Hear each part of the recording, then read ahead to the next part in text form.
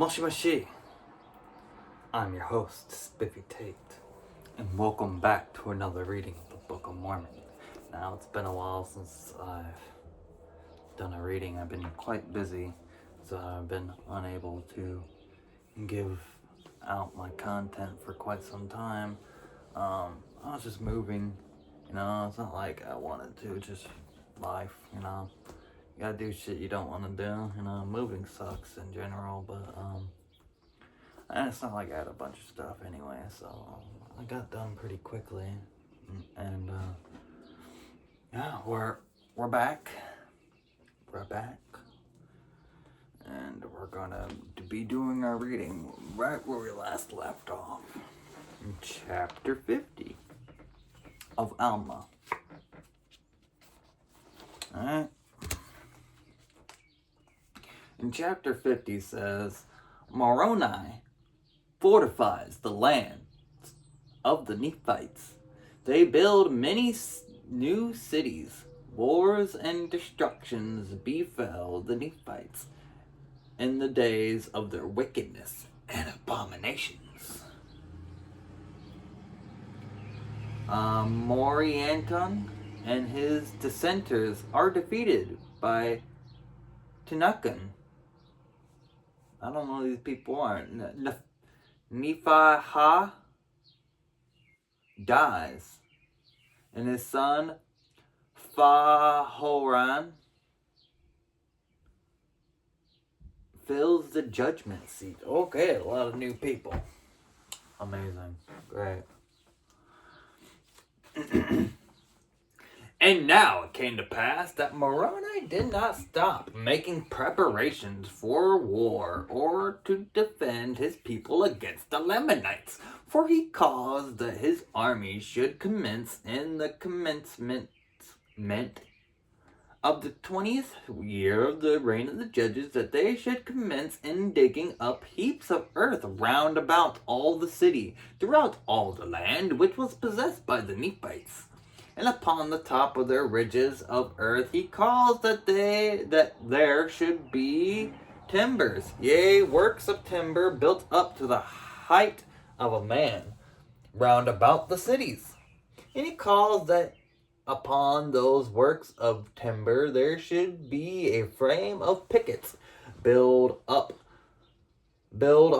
the timbers around about, and there were strong and high. And he caused towers to be erected that overlooked those works of pickets. And he caused places of security to be built upon those towers, that the stones and the arrows of the Lamanites could not hurt them. And they were prepared that they could cast stones from the top thereof, according to their pleasure and their strength, and slay him who should attempt to approach near the walls of the city. Thus Moroni did prepare strongholds against the coming of their enemies round about every city in all the land. And it came to pass that Moroni caused that his armies should go forth in the east wilderness, yea, and they went forth and drove all the Lamanites who were in the east wilderness into their own lands, which were south of the land of Zarahemla. And the land of Nephi did run in a straight course from the east sea to the west. And it came to pass that when Moroni had driven all the Lamanites out of the east wilderness, which was north of the lands of their own possessions, he caused that the inhabitants who were in the land of Zarahemla and in the land round about should go forth into the east wilderness, even to the borders by the seashore, and possess the land. And he had also placed armies on the south in the borders of their possessions, and caused them to erect fortifications, that they might secure their armies and their people from the hands of their enemies. And thus he cut off all the strongholds of the Lamanites in the east wilderness, yea, and also on the west. fortifying the line between the Nephites and the Lamanites, between the land of Zarahemla and the land of Nephi. From the West Sea, running by the head of the river Sidon, the Nephites possessing all the land northward, yea, even all the land which was northward of the land bountiful, according to their pleasure. Why is the... I'm kind of curious now. Why is the Lamanite land, owned by the Lamanites called the land of Nephi? I don't get that. I don't get it. I don't know.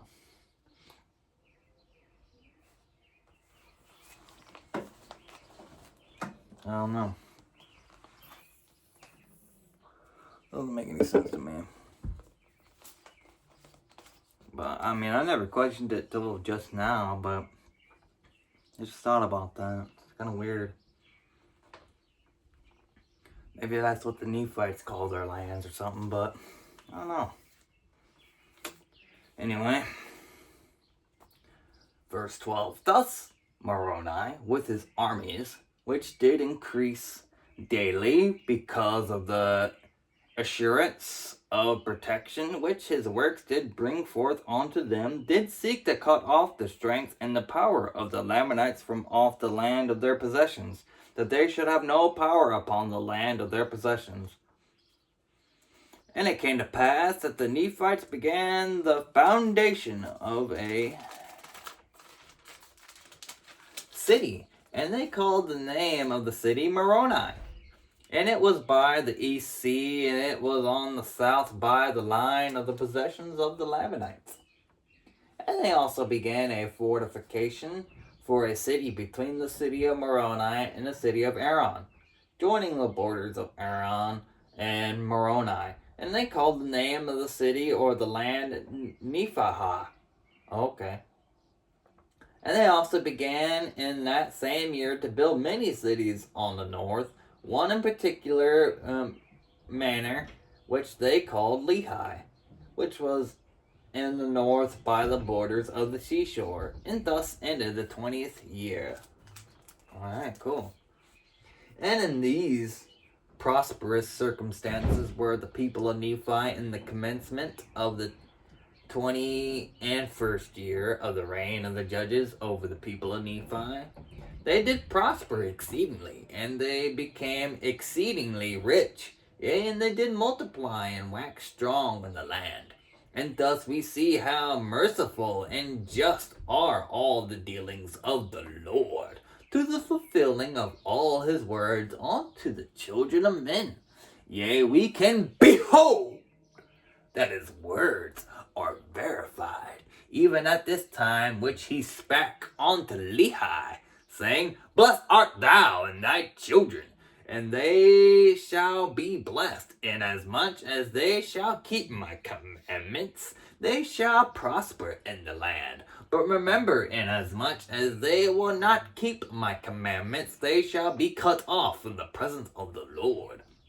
And we see that these promises have been verified to the people of Nephi, for it has been their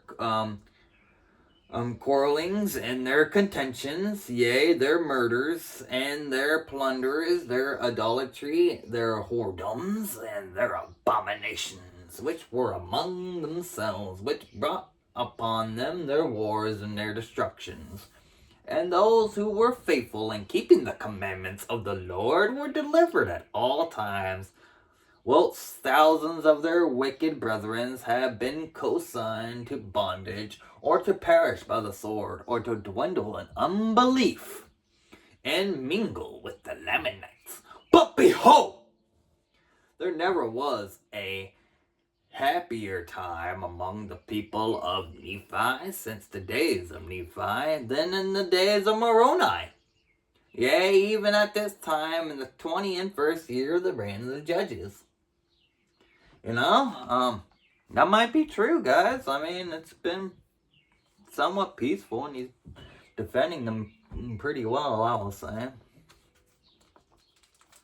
And it came to pass in the 20th and second year of the reign of the judges, also ending in a peace, yea, and also the 20 and third year And it came to pass that in the commencement of the 24th year of the reign of the judges, there would also have been peace among the people of Nephi, had it not been for a contention which took place among them concerning the land of Lehi and the land of Morianton, which joined upon the borders of Lehi, both of which were on the borders by the seashore. For behold, the people who possessed the land of Morianton did claim a part of the land of Lehi. Therefore they began to be a warm contention between them, insomuch that the people of Morianton took up arms against their brethren, and they were determined by the sword to slay them. But behold, the people who possessed the land of Lehi fled to the camp of Moroni, and appealed unto him for assistance. For behold, they were not in the wrong. And it came to pass that when the people of Morianton, who were led by a man whose name was Morianton, makes sense, guys, right? Found that the people of Lehi had fled to the camp of Moroni, they were exceedingly fearful lest the army of Moroni should come upon them and destroy them. Therefore Morianton put it into their hearts that they should flee to the land which was northward, which was covered with large bodies of water, and take possession of the land which was northward. And behold, they would have carried this plan into effect. And in parentheses it says here, which would have been a cause to have been lamented. Okay. But behold, Morianton, being a man of much passion, therefore he was angry with one of his maidservants, and he fell upon her and beat her much. Holy shit! What? He just like, he just beats her ass for no reason. What'd he do? Okay. I'm just gonna keep going. And it came to pass that she fled and came over to the camp of Moroni, and told Moroni all things concerning the matter, and also concerning their intentions to flee into the land northward. Now behold, the people who were in the land bountiful, or rather Moroni, feared that they would hearken to the words of Morianton, and unite with his people, and thus he would obtain possession of those parts of the land which would lay a foundation for serious consequences among the people of Nephi, yea, which consequences would lead to the overthrow of their liberty. Therefore Moroni sent an army with their camp to heed the people of Morianton to stop their flight into the land northward. And it came to pass that they did not head them until they came to the borders of the land of desolation. And they did head them by the narrow pass which led by the sea into the land northward, yea, by the sea on the west, on the east. And it came to pass that the army which was sent by Moroni, which was led by a man whose name was Tenuckum, did meet the people of Morianton, and so stubborn were the people of Morianton, in parentheses it says, being inspired by his wickedness and his flattering words, that a battle commenced between them, in the which Tenuckum did slay Morianton and defeat his army, and took them prisoner, and returned them to the camp of Moroni. And thus ended the 20th and 4th year of the reign of the judges over the people of Nephi. And thus were the people of Morianton brought back, and upon their covenanting to keep the peace, they were restored to the land of Morianton, and a union took place between them and the people of Lehi, and they were also restored to their lands. And it came to pass that in the same year that the people of Nephi had peace restored unto them, that Nephihah, the second chief judge, died, having filled the judgment seat with a perfect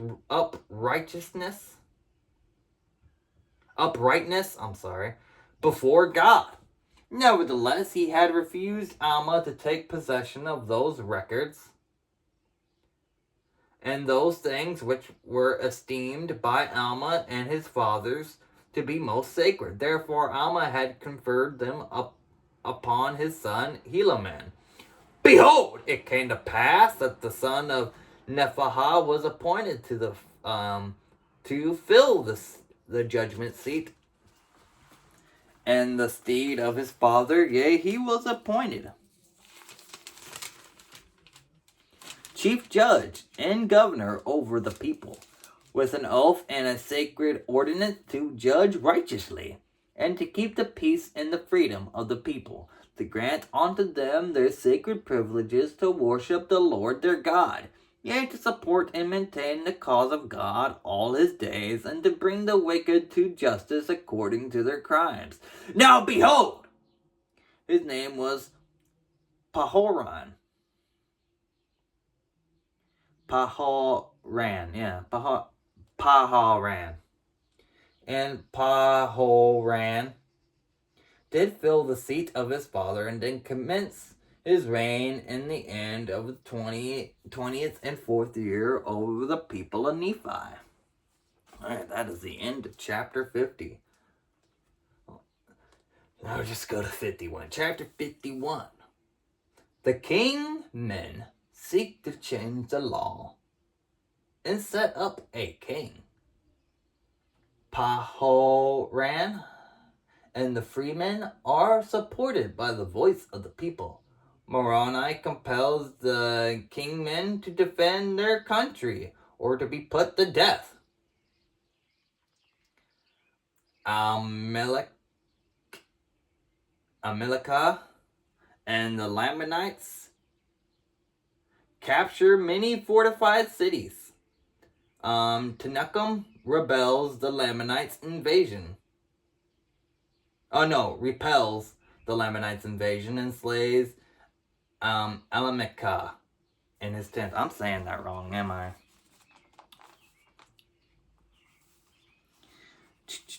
Almelakia.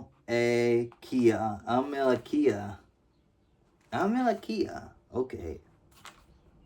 Am I saying Fahan right? Let me see.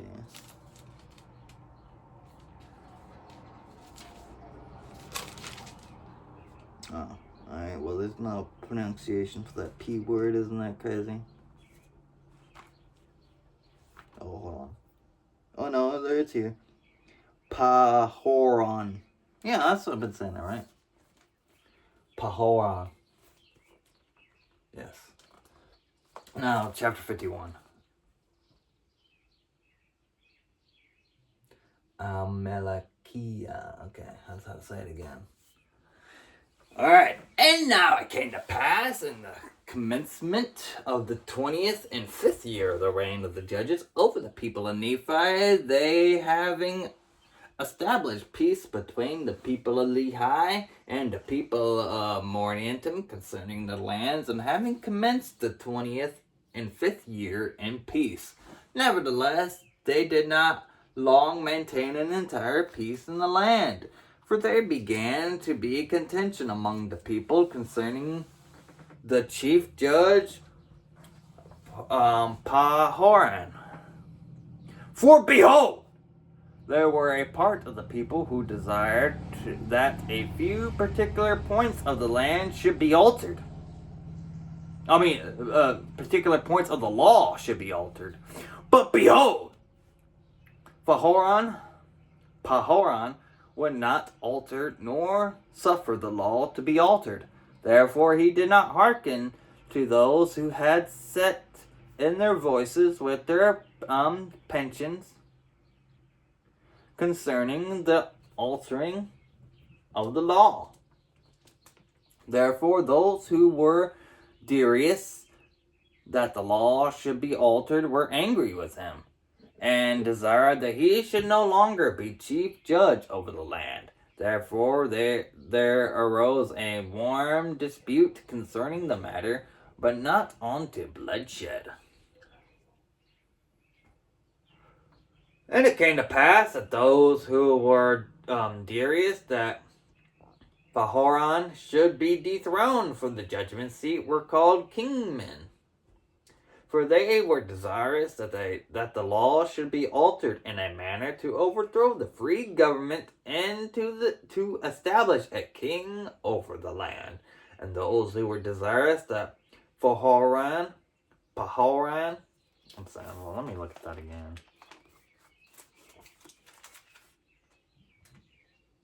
Pahoran, sorry guys.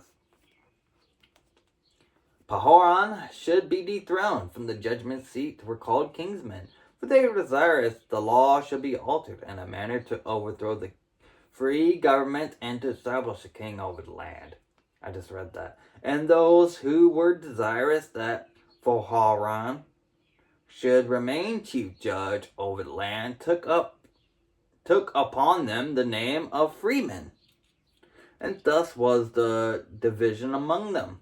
For the free men had sworn or covenanted to maintain their rights and the privilege of their religion by a free government. And it came to pass that this matter of their contention was settled by the voice of the people.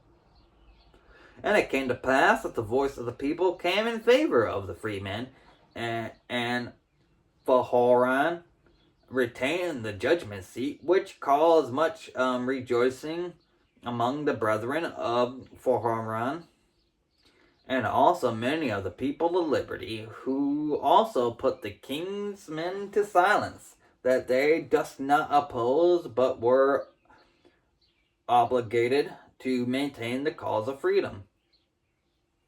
Now those who were in favor of kings were those of high birth, and they sought to be kings, and they were supported by those who sought power and authority over the people. But behold, this was a critical time for such contentions to be among the people of Nephi. For behold, Amalekiah had again stirred up the hearts of the people of the Lamanites against the people of the Nephites. And he was gathering together soldiers from all parts of his land and arming them and preparing for war with all diligence, for he had sworn to drink the blood of Moroni. Oh, I remember that.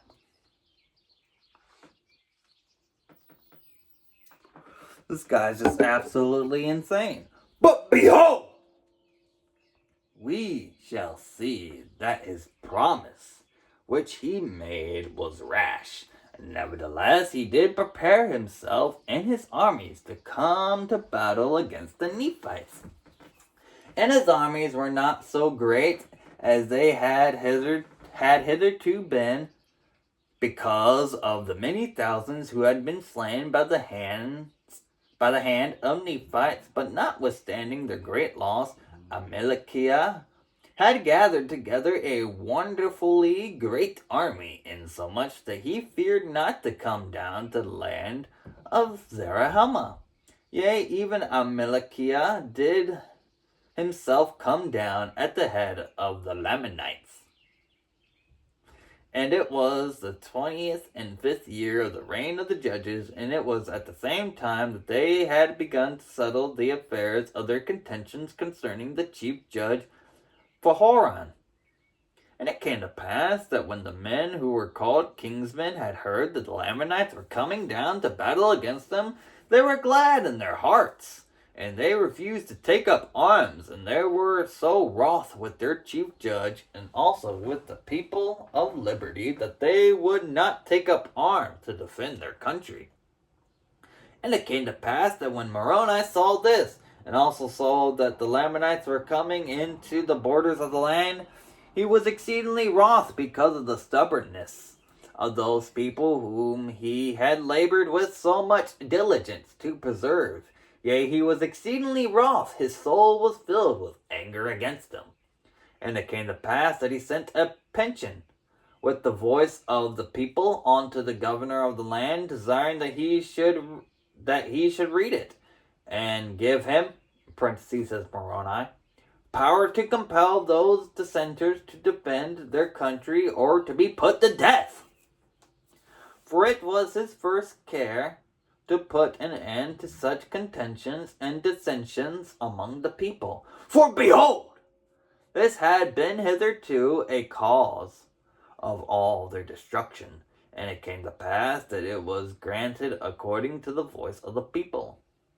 And it came to pass that Moroni commanded that his army should go against those kingsmen, to pull down their pride and their nobility and level them with the earth, or they should take up arms and support the cause of liberty. And it came to pass that the armies did march forth against them, and they did pull down their pride and nobility, and so much did they that as they did lift their weapons of war to fight against the men of Moroni, they were hewed down and leveled to the earth. And it came to pass that there were 4,000 of those dissenters who were hewed down by the sword. That's a lot of people to just slay.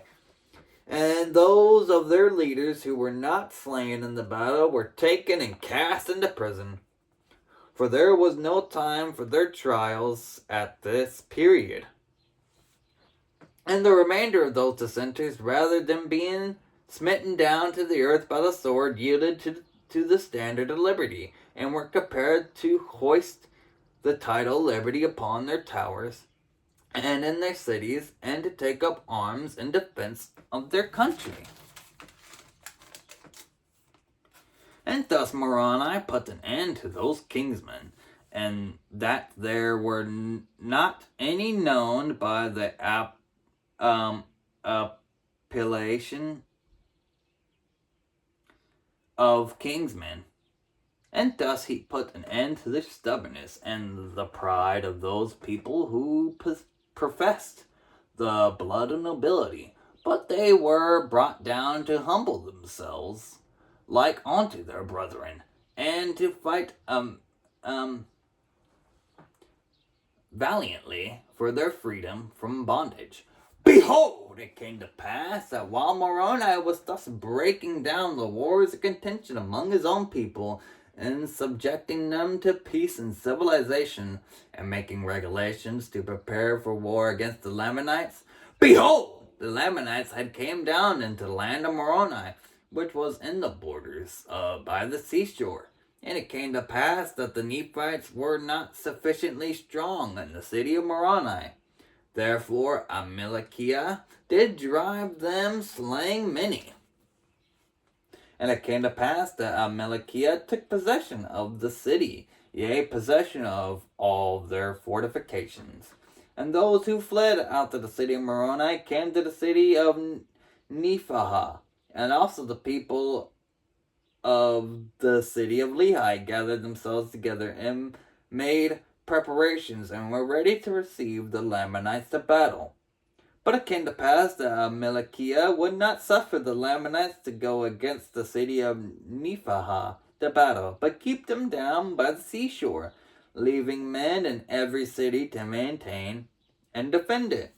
And thus he went on, taking possession of many cities, the city of Nephahah, and the city of Lehi, and the city of Morianton, and the city of Omnir, and the city of Gid, and the city of Mulek, all which were on the east border by the seashore.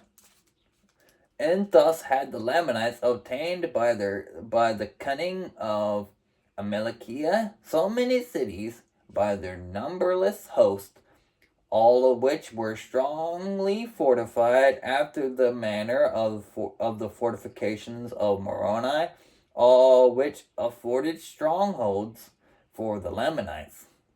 And it came to pass that they marched to their borders of the land bountiful, driving the Nephites before them, and slaying many.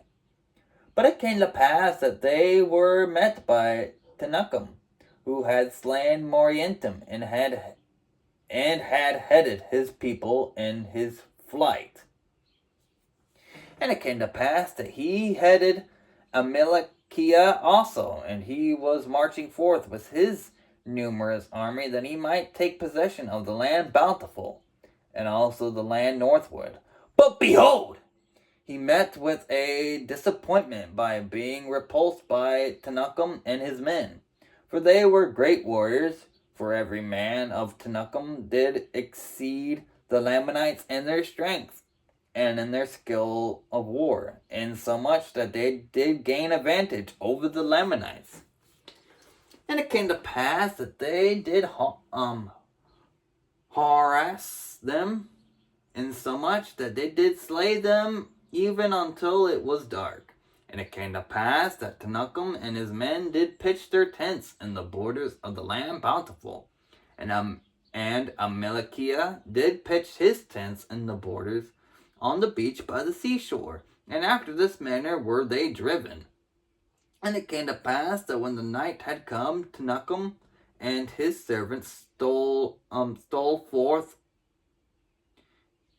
and went out by night and went into the camp of Amalekiah. And behold, sleep had overpowered them because of their much fatigue, which was caused by the labors and heat of the day. And it came to pass that Tenakum stole privily into the tent of the king, and put a javelin to his heart. And he did cause the death of the king immediately, that he did not awake his servants. And he returned again privily to his own camp. And behold, his men were asleep, and he awoke them, and told them all the things that he had done. And he caused that his army should stand in readiness, lest the Lamanites had awakened and should come upon them. And thus ended the 20th and 5th year of the reign of the judges over the people of Nephi. And thus endeth the days of Amalekiah. Holy shit.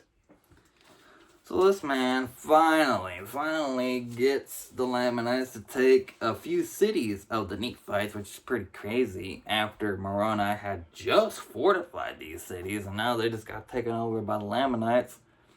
I guess since he was so busy with the king's men, he couldn't really control his armies like he could have when the Lamanites came around, so that's probably why they fell so fast. And plus there's way more Lamanites than the Nephites and all that. But I just find it kind of crazy that it's just like he takes city after city after city, and it's just like, oh man, we're so fatigued, we're just gonna be sleeping all day, and he just sneaks over there, puts a javelin's pretty big, it's pretty hefty, puts a big javelin, quiet as shit, and then just sneaks on back while everyone's still asleep, and then wakes up all his people to tell them about it. Like, man, that is something. Oh man, that's some badass shit there. I was not expecting that.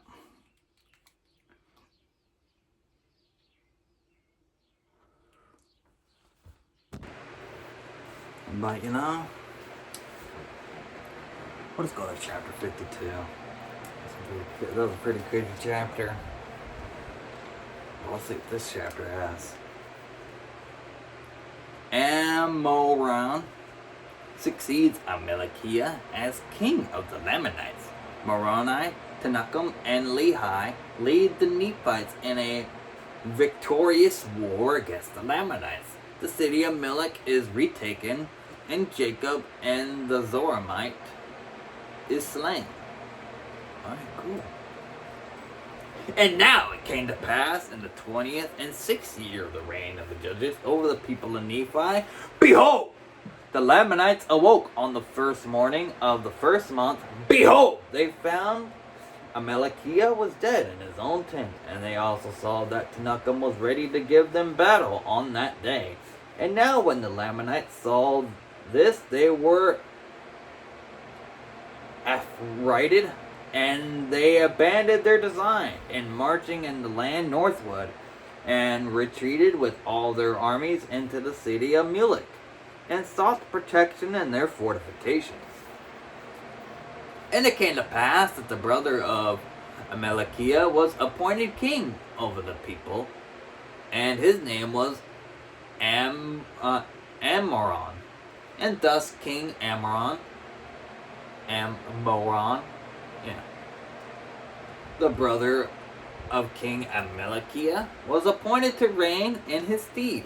And it came to pass that he did command that his people should maintain those cities which they had taken by shedding of blood. For they had not taken any city save they had lost much blood.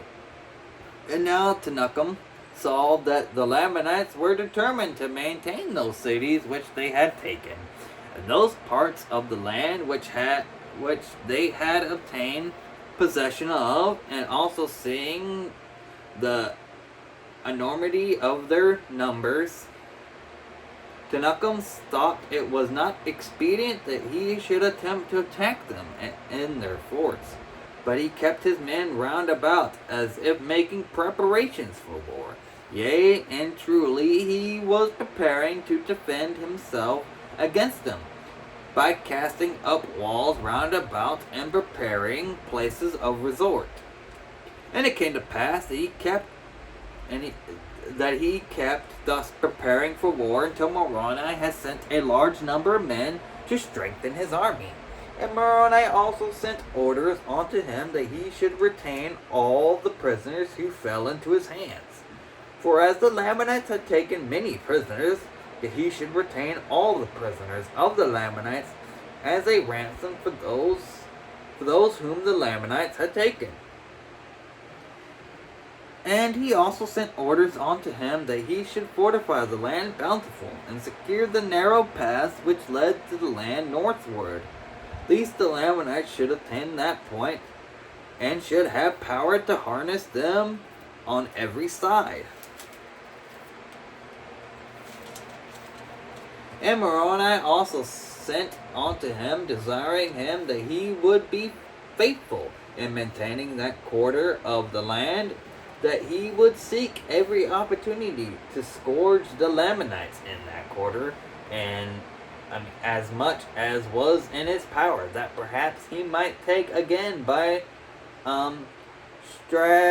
stratagem or some other way those cities which have been taken out of their hands, and that he also would fortify and strengthen the cities round about, which had not fallen into the hands of the Lamanites. And he also said unto him, I would come unto you, but behold, the Lamanites are upon us in the borders of the land by the west sea. And behold, I go against them, therefore I cannot come unto you. Now the king, parentheses, Ammoron, had departed out of the land of Zarahemla, and had made known unto the queen concerning the death of his brother, and had gathered together a large number of men, and had marched forth against the Lamanites, against the Nephites on the border by the west sea. And thus he was endeavoring to harass the Nephites, and to draw away a part of their forces to that part of the land, while he had commanded those whom he had left to possess the cities which he had taken, that they should also harass the Nephites on the borders by the east sea, and should take possession of their land as much as it was in their power, according to the power of their armies. And thus were the Nephites in those dangerous circumstances, and the ending of the 20th and 6th year of the reign of the judges over the people of Nephi. But behold, it came to pass in the 20th and 7th year of the reign of the judges, that Tenuchem, by the command of Moroni, who had established armies to protect the south and the west borders of the land, had began his march towards the land bountiful, that he might assist Tenuchem with his men in retaking the cities which they had lost. And it came to pass that Tenuchem had received orders to make an attack upon the city of Mulek, and retake it if it were possible. And it came to pass that Tenuchem made preparations to make an attack upon the city of Mulek, and marched forth with his armies against the Lamanites. But he saw that it was impossible that he could overpower them while they were in their fortifications. Therefore he abandoned his designs and returned again to the city of Bountiful to wait for the coming of Moroni, that he might receive strength to his army. And it came to pass that Moroni did arrive with his army at the land Bountiful, in the latter end of the 20th and 7th year of the reign of the judges over the people of Nephi.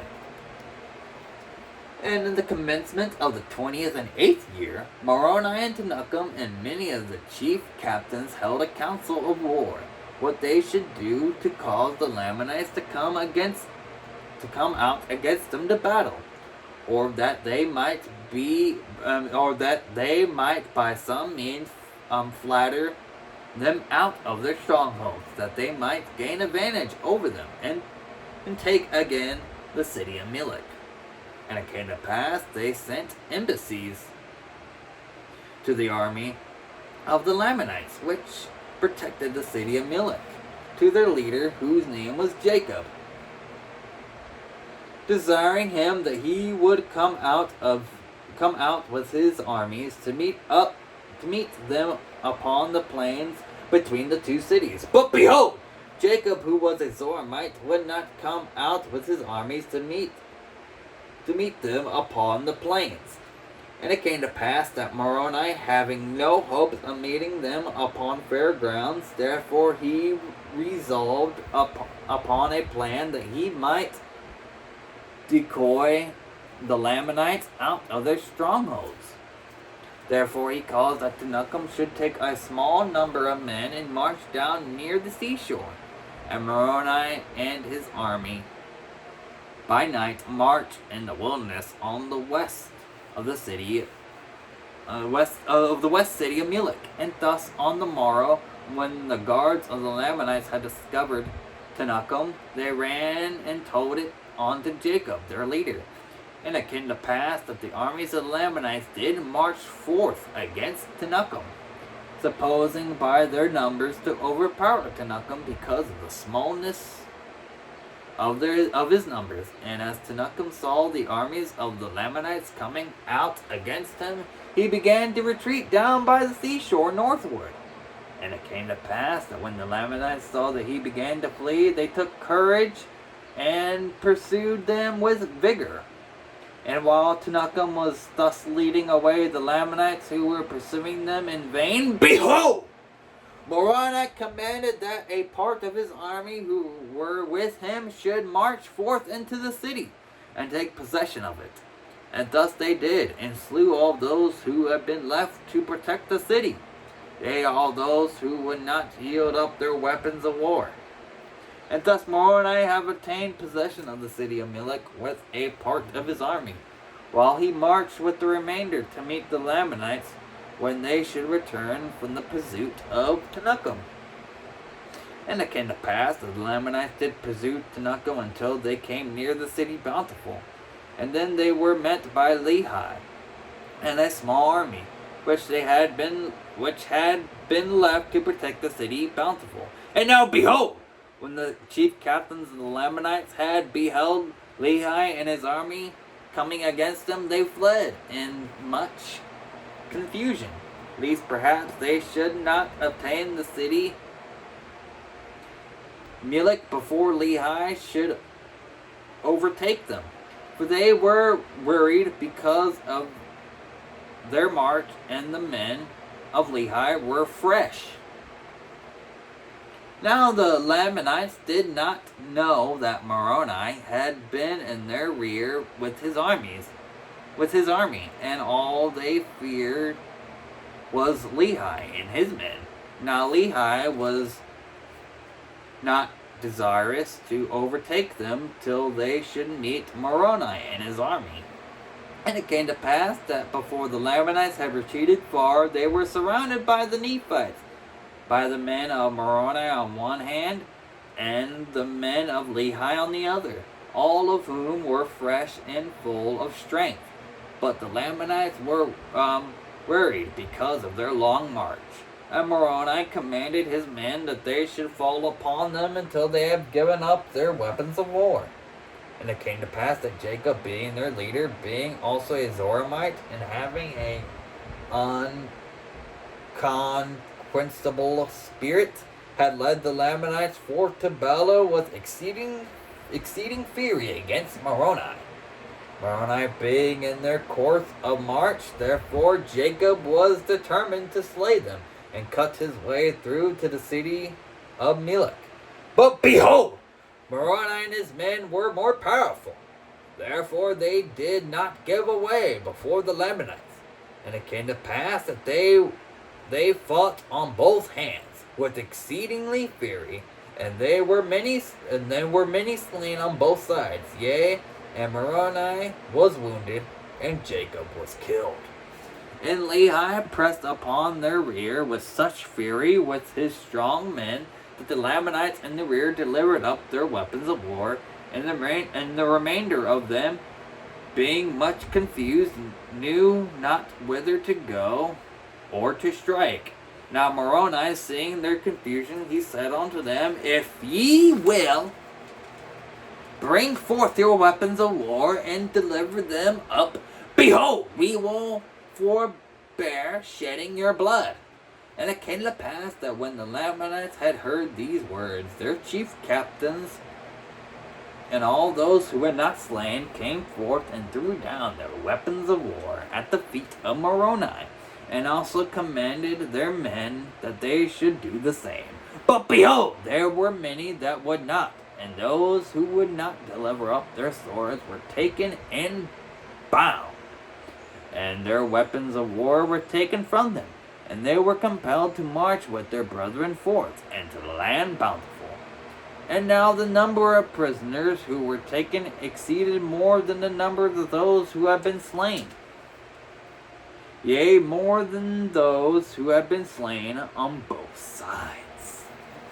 Interesting.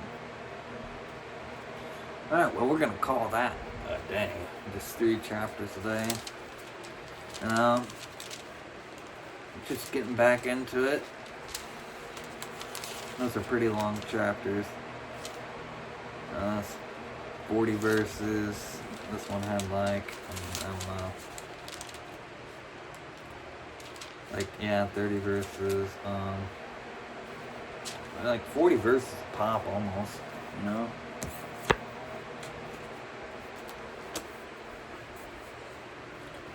Well, thank you for all being here. Thank you for watching. I appreciate you guys. Sorry for the delay.